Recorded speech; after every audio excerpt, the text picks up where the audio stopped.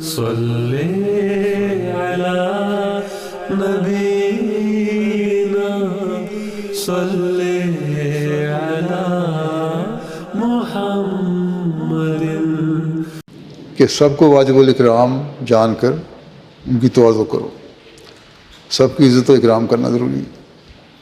یہ نہیں دیکھنا کہ کوئی غریب ہے یا امیر ہے، کوئی امریکہ سے آیا ہوا ہے یا کوئی پاکستان سے آیا ہے، کوئی افریقہ سے آیا ہے یا کسی اور ملک سے یا یہیں کا رہنے والا ہے.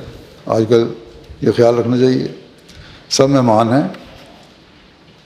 حضرت مسیح علیہ السلام کے بلانے پر جلسہ سننے کے لیے آئے ہوئے ہیں، اس لیے ان کا عزت اور اکرام کرنا، ان کی تواضع اور مہمان نوازی کرنا اور ان کی ضروریات کا خیال رکھنا ضروری ہے. دیکھیں آپ نے کس طرح مہمانوں کی خدمت کی نصیحت فرمائی. آپ نے اپنے کارکنوں سے بھی یہ فرمایا کہ مجھے تم پر حسن ظن ہے کہ تم مہمانوں کی صحیح طرح خاطرداری کر رہے ہوگے اور ان کی خدمت کرتے رہو گے. بس ہر کارکن کو ہمیشہ یہ کوشش کرنی چاہیے کہ جس جگہ اور جس شعبے میں بھی اس کی ڈیوٹی ہے وہاں وہ مہمانوں کی مہمان نوازی کا حق ادا کرنے کی بھرپور کوشش کرے. خواہ وہ کھانا کھلانے کی مارکی میں ہوں یا دیگر دوسری جگہوں پر، انہیں بھرپور کوشش کرنی چاہیے. جیسا کہ میں پہلے ذکر کر چکا ہوں، مختلف شعبہ جات ہیں، ٹکٹ بنانے سے لے کر جلسہ گاہ تک آنے تک کے شعبے ہیں. ان سے مہمانوں کا واسطہ پڑتا ہے، کارکنوں کو مہمانوں سے واسطہ پڑتا ہے کارکنوں کا. وہاں ہر ایک کارکن کو اپنی خوش اخلاقی اور اعلیٰ اخلاق کا مظاہرہ کرنا چاہیے. کھانا پکانے اور کھانا کھلانے کے شعبے ہیں، ان شعبوں کو بھی مہمان نوازی کا حق ادا کرنا چاہیے، کیونکہ یہ بڑے اہم حصہ ہے مہمان نوازی کا. کوشش یہ ہو کہ مہمانوں کو ایک تو یہ ہے کہ پیٹ بھر کر کھانا کھلایا جائے اور عزت سے کھلایا جائے. لنگر خانے میں کام کرنے والوں کو عمدہ قسم کا کھانا پکانے کی کوشش کرنی چاہیے، اور کوشش وہ کرتے بھی ہیں اللہ کے فضل سے. اور اس بات کو یقینی بنانا چاہیے کہ ضرورت کے مطابق کھانا میسر ہو اور کم نہ پڑ جائے. صفائی ستھرائی کے شعبے میں بھرپور توجہ دینی چاہیے. صفائی بھی ایمان کا حصہ ہے، کوئی معمولی چیز نہیں ہے. حضرت صلی اللہ علیہ وسلم نے فرمایا کہ صفائی ایمان کا حصہ ہے، اس لیے اس طرف خاص توجہ دینی چاہیے. اس چیز میں ماحول کی صفائی بھی شامل ہے، اور ہمارے دوسرے جو انتظامات ہیں، غسل خانے وغیرہ ہیں، ان کی صفائی بھی شامل ہے. جلسہ گاہ میں پھر مختلف پروگراموں کے لیے لوگوں کو لاتے ہوئے جو کارکن ہیں وہ نرمی اور پیار سے توجہ دلائیں. بعض لوگوں کو صحیح ادراک نہیں ہوتا اور پوری طرح نہیں سنتے وہ جلسہ. یہاں جو بیٹھے ہوئے ہیں ڈسپلن والے ہیں، ان کو بھی چاہیے، عورتوں میں بھی مردوں میں بھی.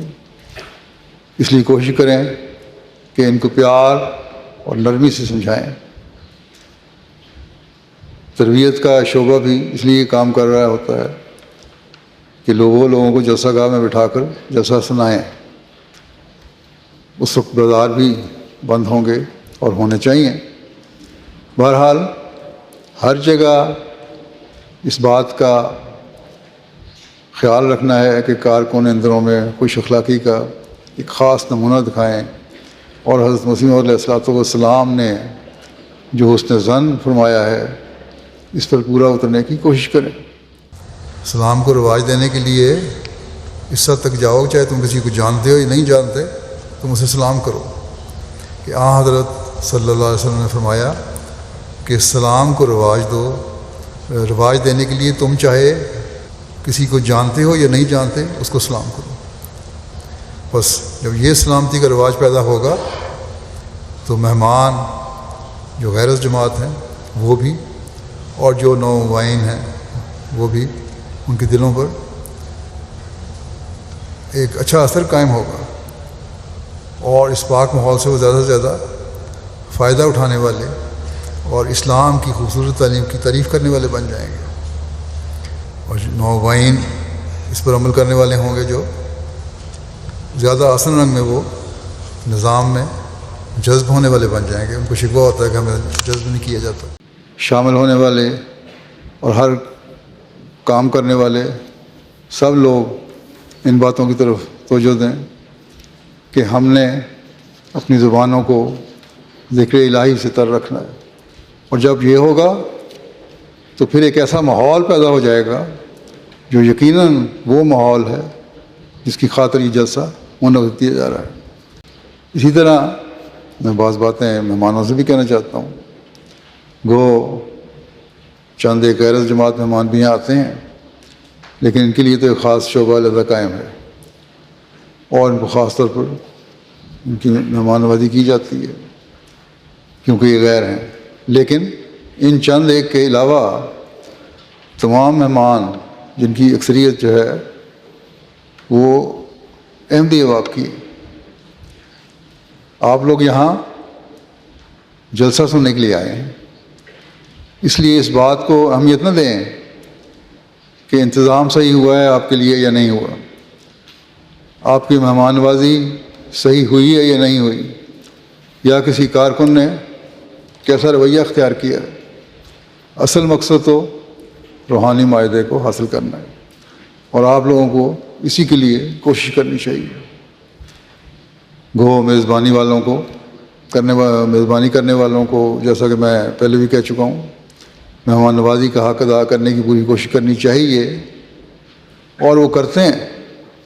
لیکن اسی طرح شامل ہونے والوں کا بھی یہ کام ہے کہ اگر کارکنان میں کوئی کمزوریاں یا کوتاہیاں یا کمیاں رہ گئی ہوں تو ان سے صرف نظر کریں۔ ان میں سے کوئی صفائی کے محکمے میں جو کام کر رہے ہیں کوئی تربیت یافتہ تو لوگ نہیں ہیں، یا ڈسپلن کے محکمے میں جو کام کر رہے ہیں وہ پولیس کے کارکن تو نہیں ہیں، یا گیٹ پر ڈیوٹی دینے والے ہیں وہ ٹرینڈ تو نہیں ہیں، یا ٹریفک کنٹرول کرنے والے ہیں وہ بھی کوئی ٹرین پولیس والے تو نہیں جو ٹریفک کنٹرول کر رہے ہیں۔ یہ سب لوگ والنٹیئر ہیں، مہمانوں کی خدمت کے لیے اپنے آپ کو انہوں نے پیش کیا ہے۔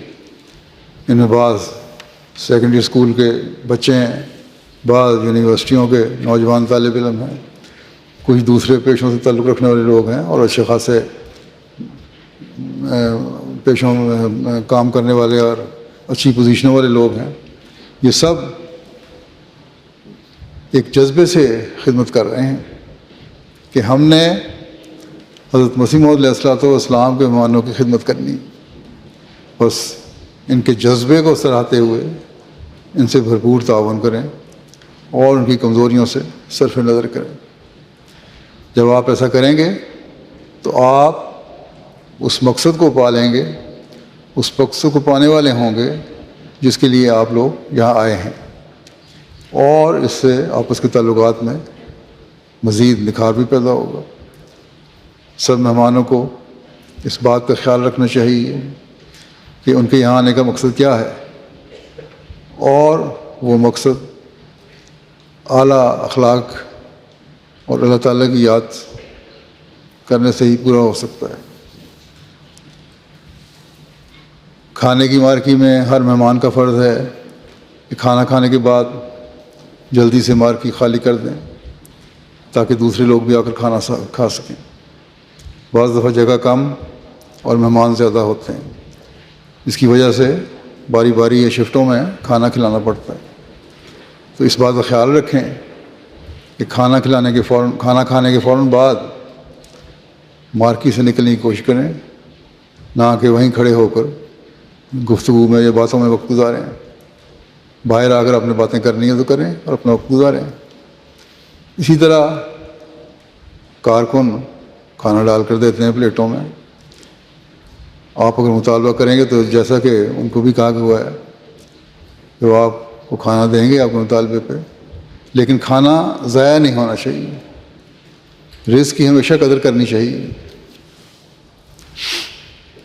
بعض لوگ ذرا سی بھی روٹی جلی ہوئی ہو یا کچی ہو تو تو اسے نکال کر پھینک دیتے ہیں۔ کوشش کرنی چاہیے کہ اگر وہ کھانے کے قابل ہے تو کھا لی جائے، سوائے اس کے کوئی بہت بیمار ہو اور اس کے لیے وہ تکلیف کا باعث بنے۔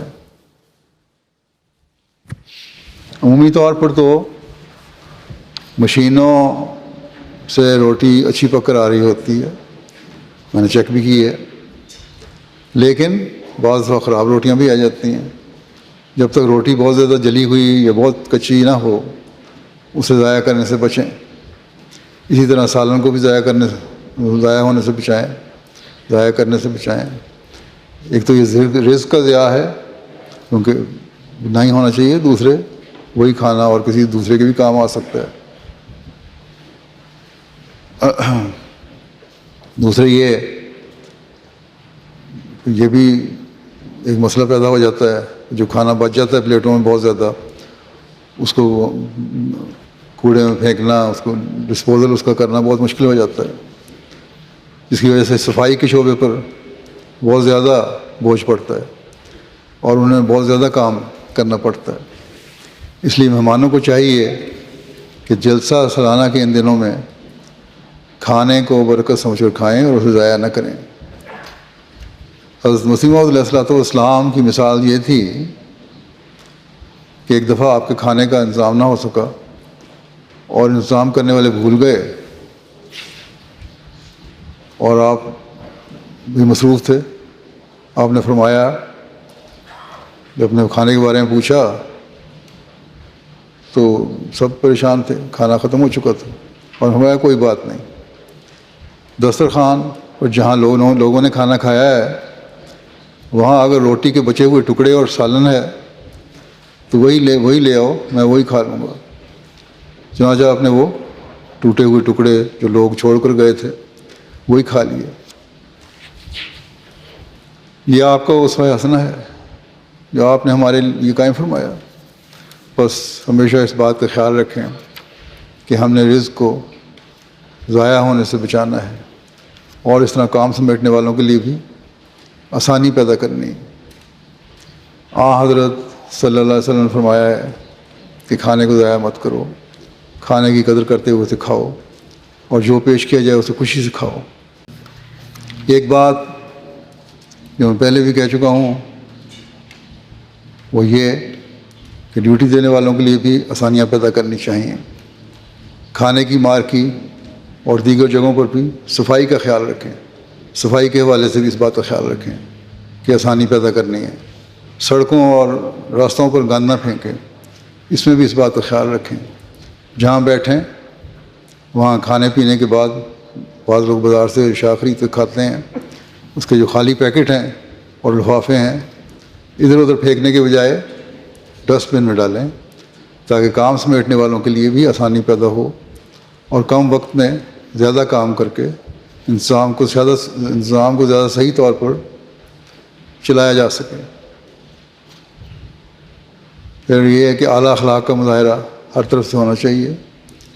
میں نے کارکنوں کو بھی کہا ہے اور مہمانوں کو بھی چاہیے کہ اعلیٰ اخلاق کا مظاہرہ کریں۔ ایک حدیث میں آتا ہے کہ حضرت صلی اللہ علیہ وسلم نے فرمایا کہ جو اللہ اور یوم آخرت پر ایمان لاتا ہے وہ اچھی بات کہے یا خاموش رہے۔ بس ایسی حالت تو پیدا بھی ہو کبھی ناراضگی کی تو بجائے غصے کے اظہار کے، بد اخلاقی کا مظاہرہ کرنے کے، خاموشی اختیار کریں اور استغفار کریں اور دعائیں پڑھیں۔ اسی طرح بچوں کے کھانے بارے میں بھی بتا دوں، اس میں بھی خیال رکھنا چاہیے۔ بعض لوگ بچوں کو پلیٹ بھر کے کھانا دے دیتے ہیں اور بچے اتنا کھا نہیں سکتے جس سے کھانا ضائع ہو جاتا ہے۔ تو یہاں بھی جیسے میں پہلے کہہ آیا ہوں، کھانا ضائع ہونے سے بچائیں اور بچوں کو تھوڑا تھوڑا ڈال کر دیں، چاہے بار بار ڈال کر دینا پڑے۔ ہمیشہ یاد رکھیں کہ جلسے کے مقصد کو آپ نے پورا کرنا ہے اور ان برکات کو سمیٹنے اور ان سے اپنی جھولیاں بھرنے کی کوشش کرنی ہے جو برکات اس جلسے کی ہیں اور جن کے لیے حضرت مسیح موعود علیہ الصلوۃ والسلام نے اس جلسے کا اجرا فرمایا تھا۔ آپ نے ایک موقع پر یہی فرمایا تھا کہ جلسے میں بیٹھ کر آرام سے جلسہ سنو اور صرف تقریروں وغیرہ اور اچھائی یا برائی کو نہ دیکھو، بلکہ اس بات کو دیکھو کہ جو بات بیان کی جا رہی ہے وہ اللہ اور رسول کے حکموں کے مطابق ہے اور اس پر ہم نے عمل کرنے کی کوشش کرنی ہے، نہ یہ کہ کون بیان کر رہا ہے اور کس طرح بیان کر رہا ہے۔ اور فرماتے ہیں کہ سب صاحبان متوجہ ہو کر سنیں، میں اپنی جماعت اور خود اپنی ذات اور اپنے نفس کے لیے یہی چاہتا ہوں اور پسند کرتا ہوں کہ ظاہری قیل و قال جو لیکچروں میں ہوتی ہے اس کو ہی پسند نہ کیا جاوے، اور ساری غرض و غایت آخر اس پر ہی نہ ٹھہر جائے کہ بولنے والا کیسی جادو بھری تقریر کر رہا ہے، الفاظ میں کیسا زور ہے۔ میں اس بات پر راضی نہیں ہوتا، میں تو یہی پسند کرتا ہوں، اور نہ بناوٹ و تکلف سے بلکہ میری طبیعت اور فطرت کا یہی تقاضا ہے کہ جو کام ہو اللہ کے لیے ہو، جو بات ہو خدا کے واسطے ہو۔ اور فرمایا کہ مسلمانوں میں گراوٹ کی وجہ یہی بنی ہے کہ وہ بڑی بڑی کانفرنسیں اور انجمنیں کرتے ہیں، مجلسیں ہوتی ہیں، اور بڑے بڑے بولنے والے لسان لیکچررز اپنے لیکچر پڑھتے ہیں، شاعر اپنی قوم کے بارے میں شعر کہتے ہیں، اور ان باتوں پر وہ نعرے لگا لیتے ہیں، لیکن بعد میں کوئی اثر نہیں ہوتا، اور قوم پھر صرف ان نعروں کی وجہ سے ہی تنزل کا شکار ہو جاتی ہے۔ بس یہ وہ تعلیم ہے اور اخلاص کا یہ معیار ہے جسے ہر شخص اور ہر احمدی کو اپنے سامنے رکھنا چاہیے کہ صرف ہم نے نعرے لگانے کے لیے بات یا پسند کے لیے باتیں نہیں سننی، بلکہ اللہ اور رسول کے واسطے ان پر عمل کرنے کے لیے باتیں سننی ہیں، اور اسی مقصد کے لیے ہر احمدی کو یہاں آنا چاہیے، اور آپ آئے ہیں، مجھے امید ہے کہ اس مقصد کے لیے آئے ہوں گے۔ جیسا کہ آپ علیہ السلام نے فرمایا ہے کہ جو کام ہو اللہ تعالیٰ کے لیے ہو اور جو بات ہو خدا کے واسطے ہو، ہر ایک کو اس اصول کو اپنے سامنے رکھنا چاہیے۔ اس بارے میں بھی یاد رکھیں کہ ہمیں اپنے دن ذکر الہی میں گزارنے چاہیے، جلسہ سنتے ہوئے بھی اپنی زبانوں کو ذکر الہی سے تر رکھیں، بعد میں چلتے پھرتے ملتے جلتے بھی لوگوں سے جو باتیں کر رہے ہوتے ہیں اس وقت بھی خالصتاً دینی باتیں ہوں، اللہ تعالیٰ کے ذکر کی باتیں ہوں، قرآن و حدیث اور مسیح علیہ الصلوۃ والسلام کے مقاصد کو پورا کرنے والی باتیں ہوں، اللہ تعالیٰ کا ذکر اور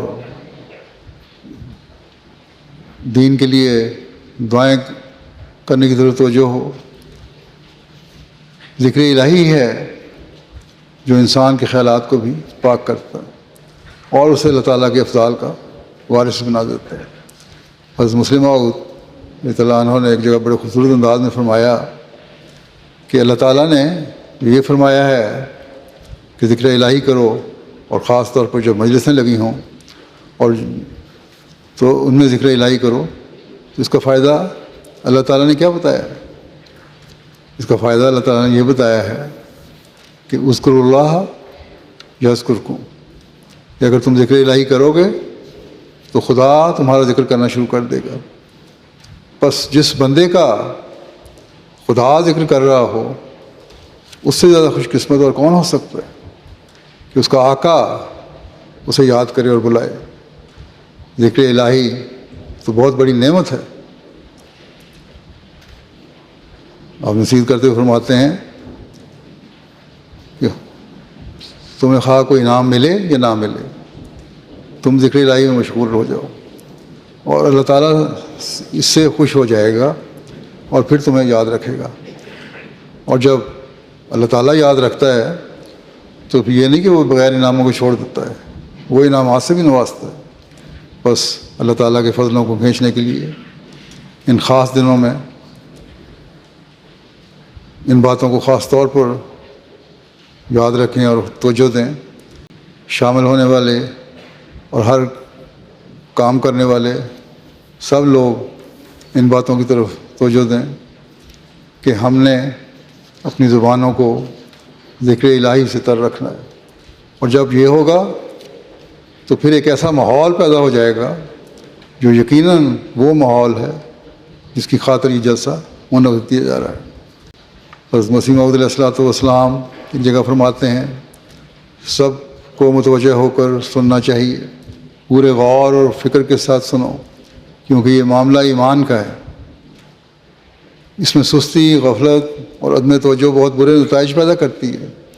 جو لوگ ایمان میں غفلت سے کام لیتے ہیں اور جب ان کو مخاطب کر کے کچھ بیان کیا جائے تو غور سے اس کو نہیں سنتے، ان کو بولنے والے کے بیان سے خواہ وہ کیسا ہی اعلیٰ درجے کا، مفید اور مؤثر کیوں نہ ہو، کچھ بھی فائدہ نہیں ہوتا۔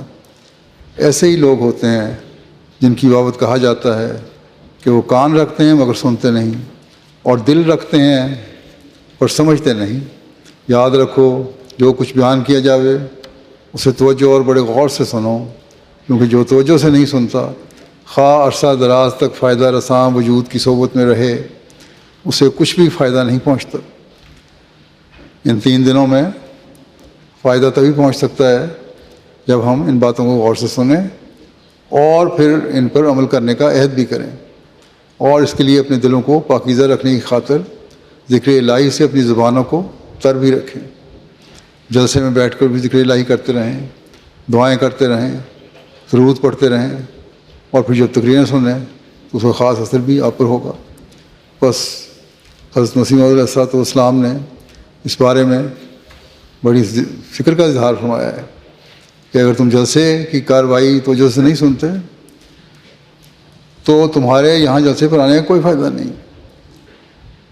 اس بات کو خاص طور پر ہمیں یاد رکھنا چاہیے کہ ہمارا مقصد اپنی اصلاح کرنا ہے، اپنے دینی علم کو بڑھانا ہے، اپنی روحانی حالت کو بہتر کرنا ہے، اور اس کے لیے ہم نے بھرپور کوشش کرنی ہے۔ اخلاقی طور پر اپنی حالت کو بہتر کرنا ہے، اپنے دوستوں اور بھائیوں کے لیے قربانی کا جذبہ پیدا کرنا ہے، اور دل کی رنجشوں کو دور کرنا ہے۔ یہ بھی ایک مقصد ہے بہت بڑا۔ یہ جو ماحول پیدا ہوا ہے جس میں اتنے ہزار لوگ جمع ہیں، یہ بھی ایک ایسا ماحول ہے کہ اگر اس میں ایک دوسرے سے بھائی چارے اور محبت کا سلوک کریں گے تو وہ حالات اور ماحول پیدا ہوگا جس میں محبت، پیار، اخوت اور بھائی چارہ ہوگا، جو اسلامی تعلیم کا خاصہ ہے۔ اور اسی پر عمل کر کے ہی انسان اللہ تعالیٰ کے نزدیک سرخرو اور اس کے فضلوں کو حاصل کرنے والا ہو سکتا ہے۔ آپ نے اپنی بہت ساری تقریروں میں اس طرح توجہ دلائی ہے کہ جلسے پر آنے کا ایک مقصد اعلیٰ اخلاق کا اصول ہے، یہ بھی فرمایا، اور اس اعلیٰ اخلاق کا مظاہرہ ہر طرف سے ہونا چاہیے۔ بعض دفعہ چھوٹی چھوٹی باتوں پر رنجشیں اور لڑائیاں پیدا ہو جاتی ہیں، حتیٰ کہ بعض دفعہ کارکنوں میں بھی لڑائیاں ہو جاتی ہیں۔ ایسا کبھی نہیں ہونا چاہیے، ہمیشہ خوش اخلاقی کا مظاہرہ کرنا چاہیے۔ بس اس طرف کارکن بھی اور مہمان بھی دونوں توجہ دیں کہ ہمارے اخلاق ہمیشہ اعلیٰ ہوں، اور ہر شر سے بچنے کے لیے ہمیشہ دعا کرتے رہنا چاہیے۔ اسی طرح جلسے کے بارے میں بعض اور باتیں بھی کہنا چاہتا ہوں۔ پہلی بات یہ ہے کہ جلسے کے دنوں میں آپ لوگ جہاں کہیں بھی قیام کریں، مسجدوں میں جاتے ہیں، خاص طور پر لندن میں بیت الفتوح میں یا مسجد فضل میں، اسلام آباد ہے یا یہاں ہے، اپنے ہمسایوں کا بھی خیال رکھیں اور اپنے اعلیٰ اخلاق کا مظاہرہ کرتے رہیں۔ سڑکوں کے قوانین کی پابندی کریں۔ رش کی وجہ سے بعض دفعہ ٹریفک زیادہ ہو جاتا ہے، لیکن اس لیے لوگوں کے گھروں کے سامنے کسی قسم کا گند نہ ڈالیں۔ بچوں والی خواتین کے لیے علیحدہ مارکیاں بنائی گئی ہیں، عورتوں کے لیے بھی کہہ دوں، عورتوں کو بغیر ضد کیے انہی بچوں والی مارکیوں میں رہنا چاہیے، اور یہ کوشش کرنی چاہیے کہ وہاں شور نہ مچائیں، کیونکہ بعض دفعہ ایسا ہوتا ہے کہ بچے تو کم شور مچاتے ہیں، لیکن عورتیں یہ سمجھتی ہیں کہ چونکہ وہ اس مارکی میں آ گئی ہیں اس لیے ان کے لیے باتیں کرنا جائز ہو گیا۔ انہی باتوں میں سے انہیں باتوں سے پرہیز کرنا چاہیے اور تقریروں کی طرف توجہ دینی چاہیے، اور جو پروگرام ہو اسے غور سے سننا چاہیے، اور جب وہ خود اپنا نمونہ دکھائیں گی تو بچے بھی خاموشی سنیں گے۔ بعض مائیں تو ماشاءاللہ ایسی ہیں جو بچوں کی اس طرح تربیت کرتی ہیں یا ان کی توجہ بٹانے کے لیے ان کے ہاتھ میں کوئی چیز دے دیتی ہیں، جس سے بچے اب اس میں مصروف ہو کر اسی سے